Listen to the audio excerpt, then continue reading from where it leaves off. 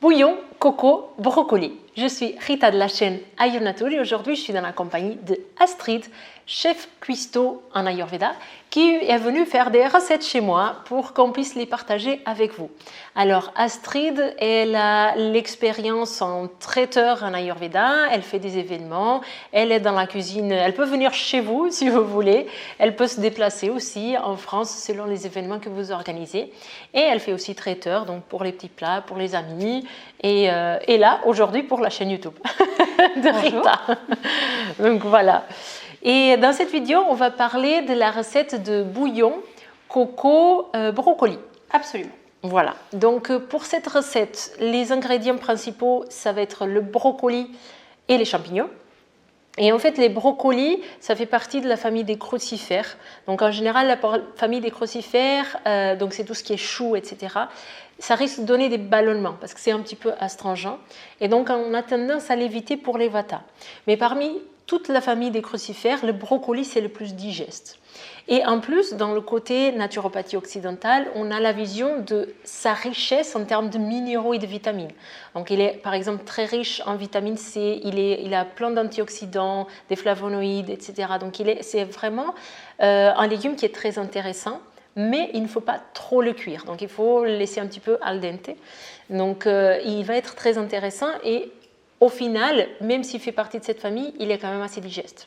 Donc il y a lui, il y a les champignons que les puristes en Ayurveda vont proscrire parce qu'on va dire qu'il est tamasique, c'est-à-dire pour notre mental, il va un peu étendre un peu notre esprit, mais bon, si on le fait de saison, comme Astrid a dit, donc c'est la saison un petit peu des champignons, il a quand même des propriétés.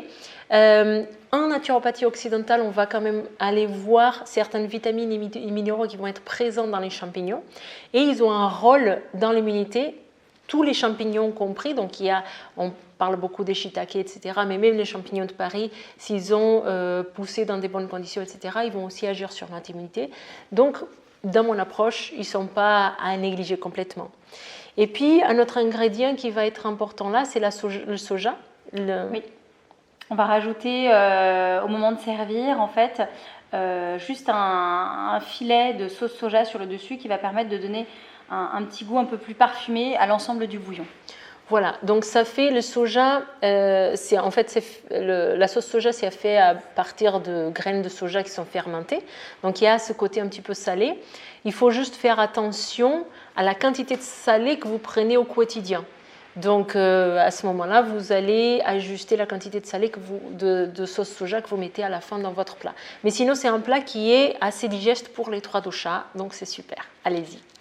En termes de saveur, on peut doser aussi, mettre plus ou moins de sauce soja ou plus ou moins de crème de coco si on veut quelque chose de plutôt un peu plus sucré et épais ou plus léger et salé.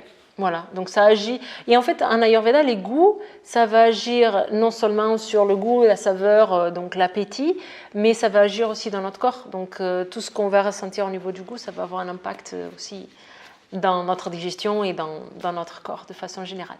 Donc on va voir maintenant Astrid qui cuisine. Alors, bouillon, champignons, brocoli. Absolument.